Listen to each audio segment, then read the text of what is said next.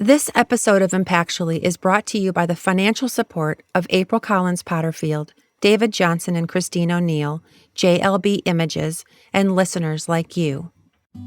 Thank you. Just a few blocks from the south side roar of Midway Airport stands a brick building painted in a bold palette of sweet home Chicago pride. Light blue, crisp white, and the unmistakable red stars of the city's iconic flag. From the outside, it could be anything.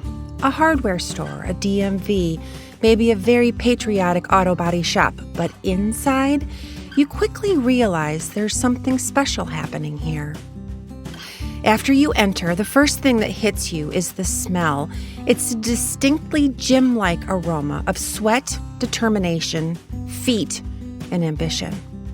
Echoing down halls are the thuds of bodies hitting wrestling mats, the energetic shouts of coaches and the laughter of children, aged 5 to 18, working to perfect their moves. This isn't just a gym, and wrestling is just the beginning. Here, coaches are mentors, tutors, and role models, just as committed off the mat as they are on it. These young athletes don't just train. They learn, grow, and lead. From all corners of the city, kids come here seeking more than competition. They find family, purpose, and a future. How do wrestling and after-school tutoring change lives, strengthen communities, and shape futures? Well, that's what we're here to uncover. Welcome to Beat the Streets Chicago. It's called Lessons from the Mat, and our story starts here. From the studios of Hum Productions, I'm Brooke Bechtold, and this is Impactually.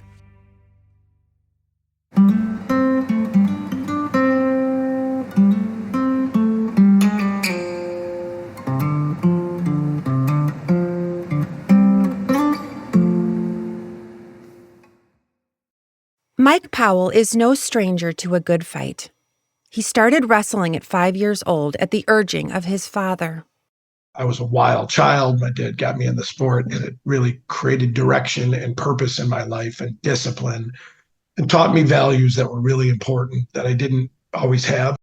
Mike's wrestling journey took him through decades of competition, coaching, and triumphs, including leading teams to state championships and national rankings. But by 2018, Mike was feeling ready for a new challenge. And I went to my wife one day and said, I'm looking for the next thing. I'm fulfilled in my career and I feel really good. It was a very rewarding career. That's when Mike got a call from Dan Willis about an organization called Beat the Streets Chicago. Founded in 1999, Beat the Streets began as a nonprofit using wrestling to help young people become strong, confident, and capable adults. Today, it welcomes athletes from every socioeconomic background and every part of the greater Chicago area. Mike insists that barriers stay outside, especially those of race, geography, and family structure, ensuring that every young person finds not just competition, but opportunity. Wrestling is a sport built on control, grit, and technique. In the U.S., student athletes compete in folk-style wrestling, a format unique to schools and colleges. On the Olympic stage, they shift to freestyle and Greco-Roman formats. Each has its own set of rules and strategy, but all demand stamina, precision, and mental toughness.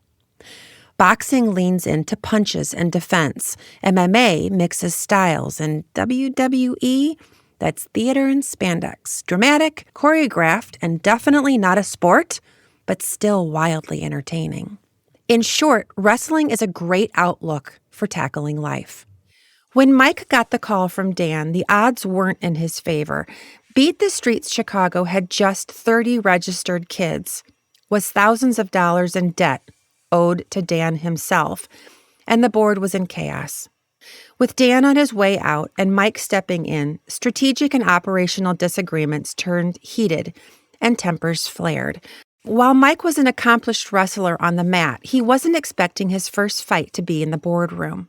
And so I went, the first call, they were cursing at each other and stuff. I got off the call. I said, Dad, I'm out. But like any good athlete, Mike didn't quit. Instead, he got to training. I ordered the book Nonprofit for Dummies. I I'd listen. I read the whole thing, but within the next call, I joined the next call and I asked a bunch of questions, and they had answers to some, and they couldn't answer others.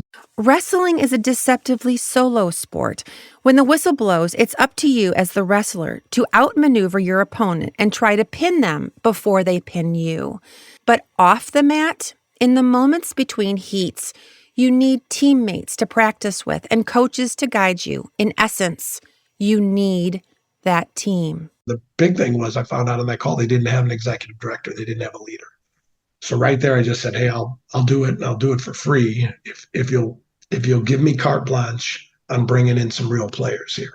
And I knew it. I've got plenty of ego and hubris and everything else, but I'm pretty good at knowing what I don't know.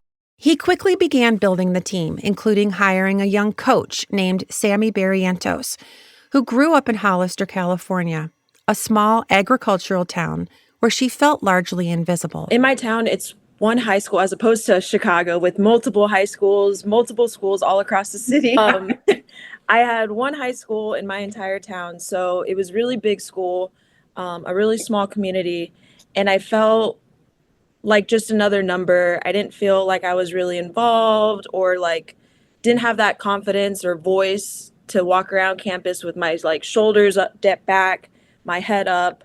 I just kind of felt like, in the shadows. And how old were you when you started wrestling? I found wrestling in high school. When Sammy didn't make the basketball team and knew that soccer wasn't for her, wrestling caught her eye for one simple reason. I learned that wrestling doesn't cut people. You kind of have to like leave. You quit yourself, the sport.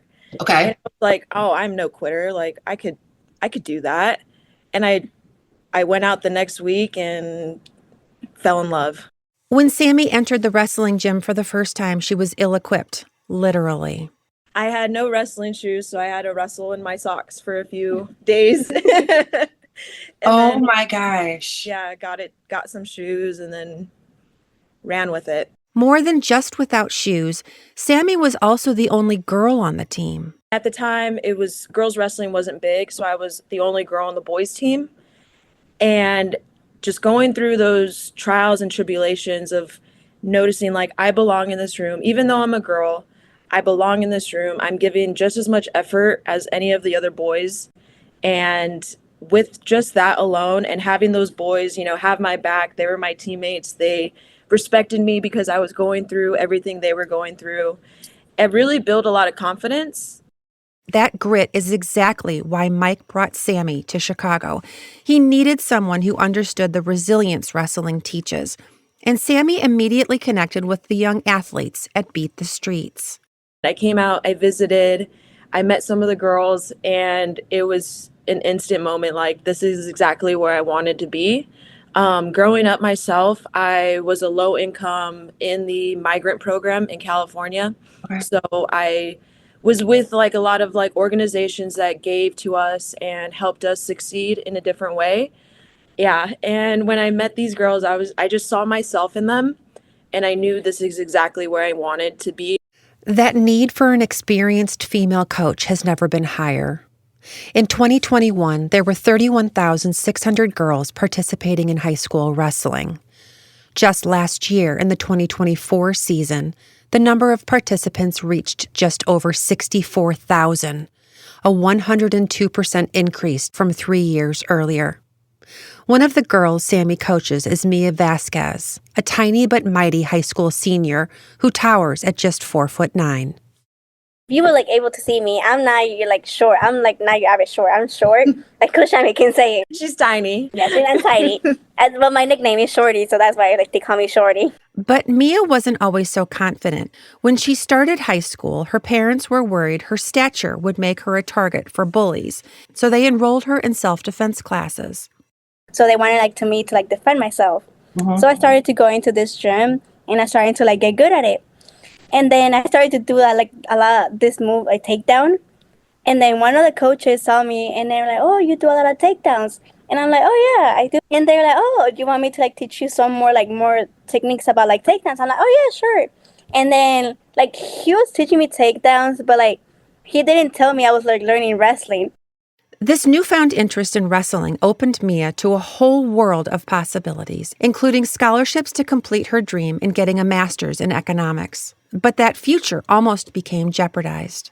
In the months leading up to one of the most prestigious high school wrestling tournaments in the country, Mia was laser-focused. She was waking up at 5 a.m. to run, maintaining a disciplined routine, and keeping up her 4.7 GPA. The Fargo Nationals wasn't just a tournament to Mia, it was a mission. If she could secure a title there was no stopping where she might be able to go. But just 3 weeks before Fargo, at a competitive dual meet, everything changed. Mia tore her ACL. And I was like, oh my God, I have Fargo coming. And I'm like, oh, I'm not going to be able to wrestle. Mike remembers that moment vividly. Her dad doesn't speak English. And the trainer told her dad, Mia, said, tell your dad you tore your ACL and you need to go have surgery. Like you're done wrestling. At that moment, Mia made a split-second calculation. She told her dad, she takes it from him in English, tells her dad in Spanish, I sprained my knee, I'm going to be fine for Fargo. I was like really scared. I'm like, oh, I don't know if I should wrestle Fargo. I don't know what I have because I didn't know if I tore my ACL. So I texted Coach Amy, I don't know if I should wrestle or not. And then she was like, however you feel, you feel confident, if you feel positive, go for it. And like I felt positive. I felt like I've been preparing for Fargo like almost more than a year. Fueled by belief from her coaches and sheer willpower, Mia wrestled Fargo with that torn ACL. And she didn't just show up, she placed 6th, which made her an All-American, a recognition that marks Mia as one of the best wrestlers in the country. All the support that I had, especially with the streets, all my coaches, after I became an All-American, I got a lot of messages. Mia chose to stop wrestling for the season after achieving her goal, medically forfeiting her next matches to protect her knee. I could have got more higher if I wanted to, but my knee was starting to hurt, and I told Coach Amy, I'm done. I don't want to mess it up more. I achieved my goal to become an All-American. Since Nationals, Mia has undergone surgery and now faces recovery with the same determination that got her to Fargo in the first place. I feel like this is just a phase, and I'm just going to get over it really easy. And with the streets helping me, I'm pretty sure I'm just going to be on the mat less than 4 months. Wow. When Mia became an All-American at Fargo, she became the embodiment of that grit, urgency, and resilience that Beat the Streets Chicago instills in every athlete who steps onto the mat. Coming up, we dive into the relentless journey these athletes take off the mat, the hidden sacrifices, unseen struggles, and unwavering commitment that define a true Beat the Streets champion. That and more when we return. We hope you're enjoying this episode of Impactually. Hum Productions is a registered 501c3 media collaborative that uses the power of storytelling to strengthen communities. Through the incredible work of our guests, we connect people, resources, and opportunities, building trust and fostering empowerment. You make this possible. Visit our website, sign up for our newsletter, and click the donate button to support the mission. Follow us on social media and nominate a change maker in your community. Together, we can amplify stories, build connections, and create a more united America. Thank you for your support. Welcome back to Beat the Streets in Chicago, a nonprofit that takes wrestling and transforms it into a pathway for brighter futures. But for every superstar like Mia, there's a DJ. DJ came to Beat the Streets as a companion of her cousin, but instead of taking championship titles right away, DJ took some coaching and patience. Again, here's Executive Director Mike Powell. DJ walked into our room, declared, I don't want to be here. I'm only here because my cousin made me come here. I don't want to wrestle. She cursed everybody out in the room, ran in the bathroom, and there was no females there, so they couldn't go get her. So she spent her whole first day in the bathroom. That first day, DJ, overwhelmed by anxiety and frustration, hid in the bathroom, unwilling to face the daunting challenge of stepping onto the wrestling mat. We probably didn't see her smile for 6, 7, 8 months. She was beaten up. Yeah. She was angry. She was bitter. Yet, despite this initial resistance, Mike and the coaches at Beat the Streets worked hard to help coax out the remarkable person DJ knew she was. Over the next 2 years, she devoted herself to training, practicing relentlessly, and absorbing the lessons offered by her coaches. Soon, her dedication began paying off. She secured impressive victories in both the freestyle and folk style state championships, achievements that spoke not only to her talent, but her determination and her grit. Her performance earned her a spot on the national team, where she went on to maintain an undefeated record at the prestigious national duels. However, DJ's inspiring journey is much more profound than medals and championship titles. She had her first birthday party at 13. She's a year behind in school, but she had never had a birthday party. She had never blown out candles on a cake, and she'd never been given a birthday gift until her 13th party. So we had a party for her, and she gave her a gift certificate. She bought some fast fashion online, and it got delivered to the facility. Organized by Beat the Streets, this party wasn't merely about celebrating another year. It symbolized a profound shift in DJ's life. It represented her newfound sense of belonging, community, and recognition. For DJ, this was more than a birthday party. It was a clear indication that she mattered deeply to the people around her. I mean, DJ now is at a different school. She's on the honor roll. It doesn't mean she hasn't pushed. I mean, her grades slip, and we have to catch her and have interventions. So it's not always easy. And DJ still has dark places she goes once in a while, and you got to pull her out of there, and you got to, she gets high and low, but she's now a superstar. And I walk in the facility, and she smiles, and she runs up to me and hugs me and slaps her grades in my chest. Look at these A's. And, it's like, so, and she's everybody knows DJ's my favorite kid of all time, because she was so tough. She was so tough around the edges. Yeah. And now you see this just incredible human. She's brilliant. She's magnetic. Her personality is just amazing. Wrestling became a transformative vehicle for DJ, enabling her to reshape her self-perception and envision possibilities that had previously seemed simply out of reach. College, an idea once considered impossible, suddenly became an achievable and an expected goal. Her improved academic performance reflected her growing self-belief. With newfound confidence and determination, DJ found herself in the role of mentor, guiding younger wrestlers through their own struggles and becoming a respected and joyful participant in a community she initially resisted. Wrestling could be a vehicle to pay for college. DJ has the potential to maybe wrestle after college in the Olympic trials. She's now the mayor of Beat the Streets.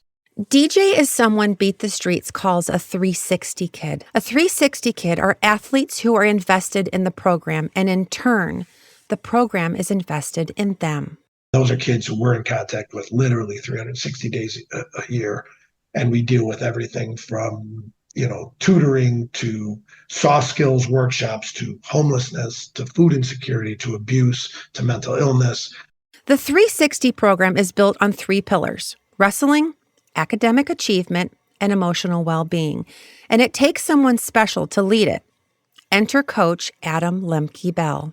So the 360 program is for kids that there's a couple of qualifiers, right? Some kids that, kind of need extra support, that need resources that we're able to provide. And then other kids that are like super invested in us, right? Like they're at everything that we do. They take it seriously in their presence, and they work hard.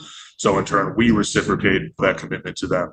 Adam shows up day after day, not because he has to, but because he remembers what it meant when someone showed up for him.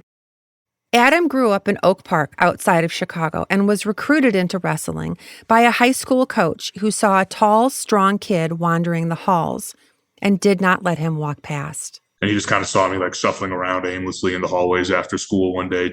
I'm a big person, right? Like I'm tall, I'm big, but he was like, you're too big to not be doing anything. Like go to the weight room with the wrestling team. And I was like, okay.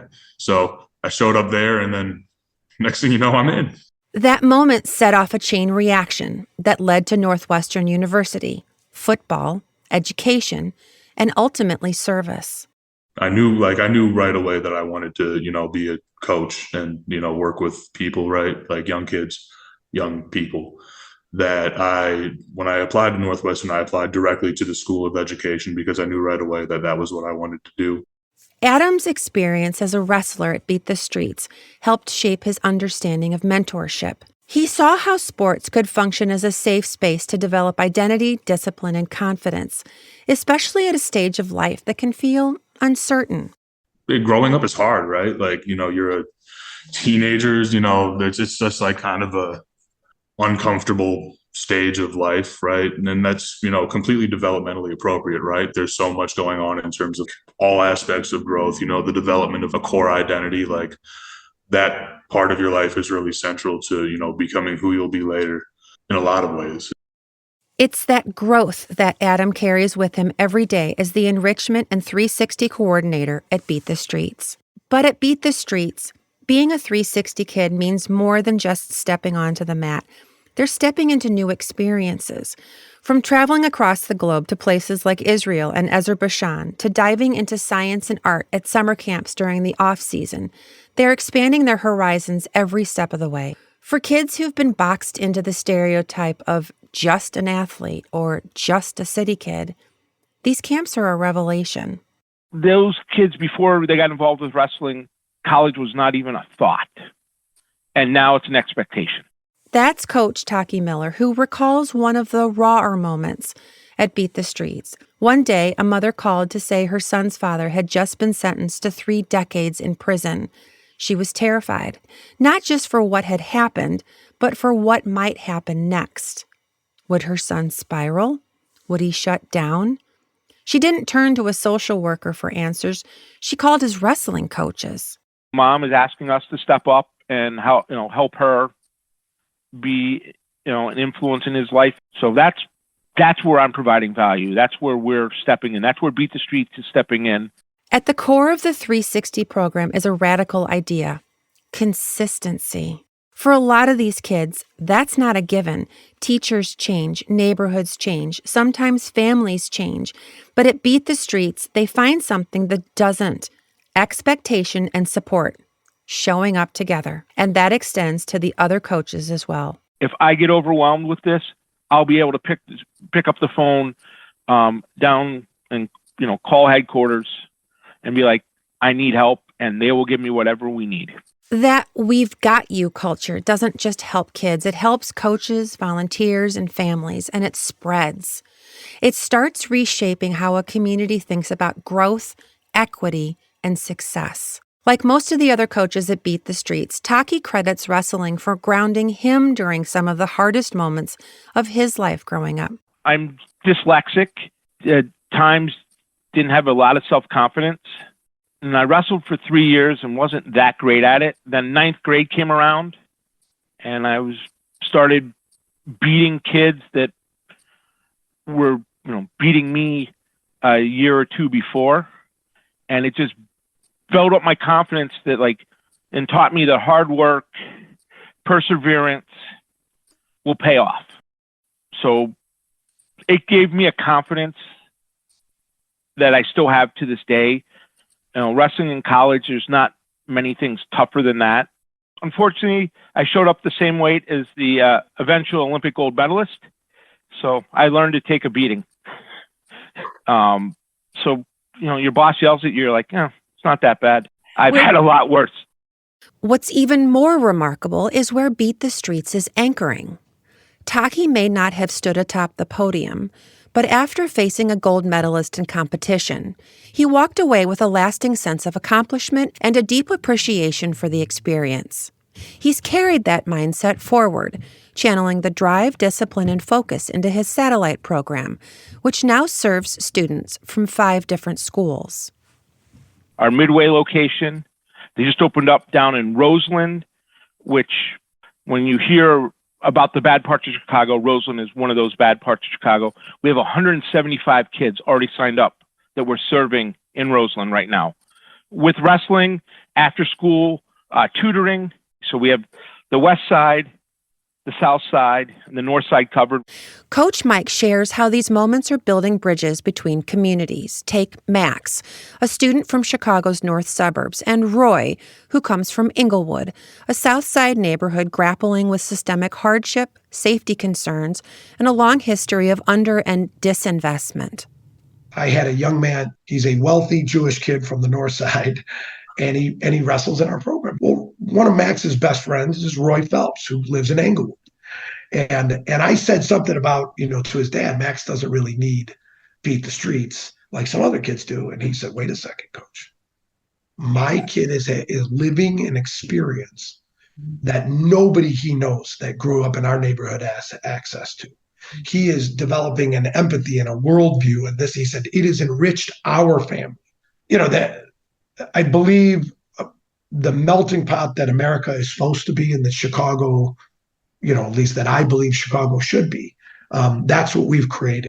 Being 360 means Beat the Streets will be involved with these kids wholly and completely, even when they've left wrestling. By the way, they don't graduate from our program when they're 18. They graduate from our program when they're 30, and they have their card paid off, and they're working, and they're making payments on their first home. Mike chalks the success of the 360 program to three fundamentals: trust, love, and truth. Most of the young people that we have that come from the places that they come from don't really see mental health as a real thing. And our kids, a lot of our kids, particularly the kids that know trauma, they're not opening up to strangers, even if they look like them, even if they're good. You've got to have that trust, love, and truth piece. On our door, it says, this is a safe space, but don't expect to be comfortable. Because if you come and you buy in, part of that buy-in is you are going to be accountable. You are going to be hardworking. You are going to suffer and sacrifice. You're going to, you're going to eat right. You're going to stay up on Friday night after a meet and on a Thursday night after a meet and finish that English paper, because you're going to have to answer to Coach Josh, and or Coach Willis or whoever it is. They're unique because their backgrounds are similar, and they have overcome a lot, and they're strong, smart, hardworking people who are in it for the right reasons. Coach Sammy has interpreted Mike's feelings into her own mantra. Yeah, I would say self-discipline, grit, and urgency are the top three for me. Okay. Having that self-discipline, I had to learn, keeping my weight down, getting an extra workout in to, have that step ahead of my opponent. I see that now in life. Like, I wake up early, I get everything I need to get done. And sometimes I have a lot on my plate, but sticking to, hey, this is my first priority, this is my second priority, and just kind of chip away at that list. Likewise, Sammy has gifted these core beliefs to Mia. Urgency, or I'm urgent with everybody, technically, even my parents. Wrestling has taught me how to be urgent as a person, because I was just like a lazy person. I didn't care. I'm like, if that happens, okay, whatever. As a wrestler, you want to be urgent with everything. Urgent to practice. I hate being late to practice. That's one thing about it. We say here, if you're on time in practice, you're late. You have to be I get here 20 minutes before practice. Sometimes getting to practice early can be a struggle. Mike often refers to Beat the Streets as a vehicle for success. But despite having two vans, those opportunities have gone away, literally in some sense. But the vehicles have gone away. Chicago Public Schools is suffering for whatever reason. And so we're up against kids don't travel. The word on the street is shooters take the L, shooters take the bus. And so, your parents say, no, my kid's not getting on the bus. My kid wants to wrestle for you, but you got to come pick him up. There's a difficulty in getting around. There's just all this societal muck that we're trying to filter through and fight through. And that's the work, but it is incredibly laborious. It's incredibly resource intense. There is a reason that rich communities produce the best athletes. It's not because the best athletes live in rich communities. It's because they have resources. Despite a lack of resources, Coach Sammy knows it's what's inside, that determination, that heart, that grit, which can turn an athlete into a legend.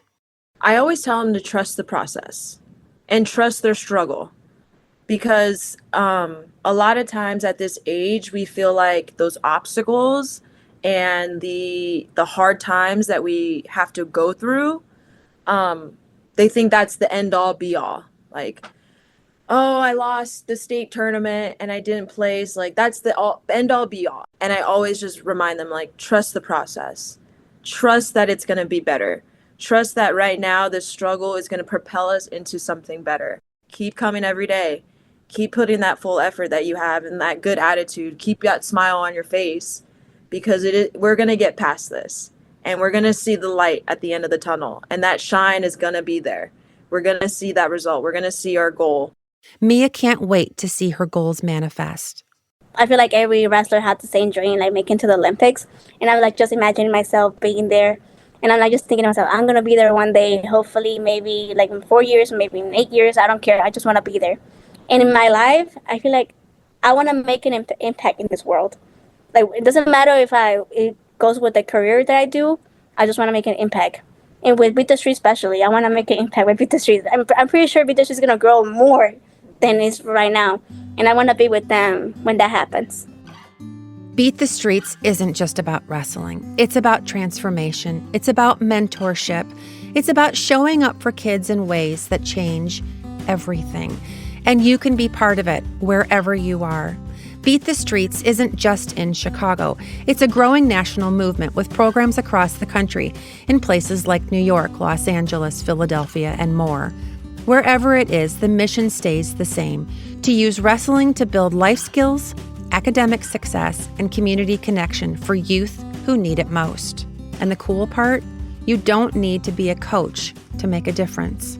Maybe you've got a car and an hour to help get a student to practice. Maybe you've got some gently used athletic gear. Maybe you just want to stand in someone's corner and say, "Hey, you matter." Every ride, every dollar, every cheer from the sidelines, it all adds up. Visit btschicago.org to learn how you can volunteer, donate, or just stay connected. Reach out to Mike if your community, and remember, a community of any size, needs a program like this. Because when these kids start thinking not just about what's next, but what they can build, they start tutoring younger teammates. They start thinking about scholarships. They start asking, how can I give back? That's legacy. That's dedication. That's impact. That's 360. And that's Beat the Streets. Impactually is created and produced in cooperation with Hum Productions. Financial support for the show is provided by April Collins Potterfield, David Johnson and Christine O'Neill, JLB Images, and listeners like you. To learn more about Hum, become a sponsor, or stay updated, visit our website, sign up for our newsletter, and click the donate button to support our mission. Our web address is that's HUMM productions.org. We'd like to extend our sincerest thanks to our guests, Mike Powell, Sammy Barrientos, Mia Vasquez, Adam Lemke-Bell, and Taki Miller. You can find more information about them and the work that they do at btschicago.org and in our show notes. A special thanks to John Mackey for sharing his single Destined off his LP Road Noise for this episode. But I'm destined for the sun. We have a link to his social media in our show notes, and his music is available on all major streaming platforms. And our team: Christine Murdoch, senior producer and editor; Jacob Motz, head writer; Sonia Yao-Berg, production coordinator; sound engineering by Andy Shoemaker; Andrew Sachs for our original music; director of operations, Jack Bechtold; Richard Cassis of Spark Inc. for Impactually's digital artwork; marketing and social media support provided by Agency LMC; accounting services provided by Double Decker CPA. Special thanks to the Hum Productions Board of Directors and Mentors for their leadership and dedication to the mission. And I'm Brooke Bechtold, executive producer, creator, and host. Subscribe and listen to us on iTunes, Spotify, Pandora, or wherever you get your podcasts. Leave us a review on Apple Podcasts or on Spotify. We really appreciate it, as it helps others find us too. We would love to hear from you, so send us an email or find us on social media. Pitch us ideas about people who you think would be great to have on our show. Maybe it's even you. We'll be back soon with another extraordinary episode. Everyone has a story. Share.